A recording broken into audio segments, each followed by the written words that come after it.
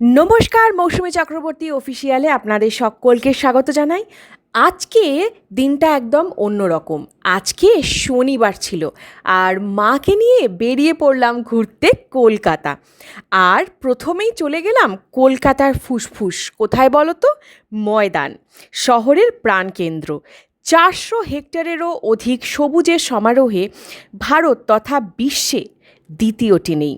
উত্তরে নেতাজির হস্ত সঞ্চালনে যার যাত্রা শুরু, দক্ষিণের রেসকোর্স ছাড়িয়ে স্বামীজির চরণ বন্দনায় তার সমাপ্তি, পূবে জনাকীর্ণ চৌরঙ্গী রোড, কালীঘাটে দেবী কালীর পূজারী সাধু চৌরঙ্গীনাথের নামে নাম, আর পশ্চিমে গঙ্গা। এদেরই মাঝে অতীতের এয়ার স্ট্রিপ তথা রেড রোড আজ হয়েছে ইন্দিরা গান্ধীর সরণি।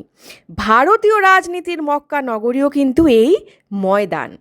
দিনের শেষ ভাগে মুখর করে তোলেন রাজনীতিবিদরা ময়দানের আকাশ বাতাস। সব কিছু অচল করে মিছিল চলে পায়ে পায়ে কলকাতার দিক বিদিক থেকে ময়দানে। এও যেন কলকাতার একান্তই আপন। এরপর চলে গেলাম প্ল্যানেটোরিয়ামের বিপরীতে ময়দানের দক্ষিণে 1 নম্বর কুইন্সওয়ে।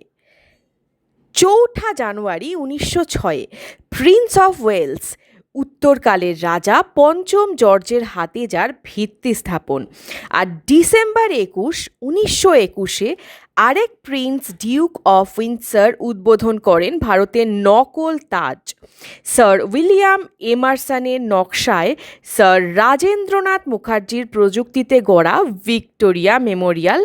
1901 সসাগরা ব্রিটিশ সাম্রাজ্যের সম্রাজ্ঞী আলেকজান্দ্রিনা ভিক্টোরিয়া মৃত্যুর পরে লর্ড কার্জনের উদ্যোগে ব্রিটিশকে তুষ্ট করতে এদেশীয় রাজা মহারাজাদের দানে 10 কোটি টাকা ব্যয়ে 15 বছর ধরে 26 হেক্টর জমি জুড়ে মহারানীর স্মারক রূপে গড়ে উঠেছে শ্বেত মর্মরে 200 ফুট উঁচু ভিক্টোরিয়া মেমোরিয়াল। আর সেখানে গিয়ে কীরকম টিপ করে বেলুন টার্গেট করলাম দেখো তোমরা।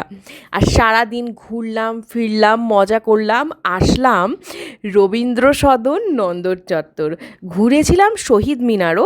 তার এপিসোডটা আসছে পরবর্তীতে। ভীষণ ভালো।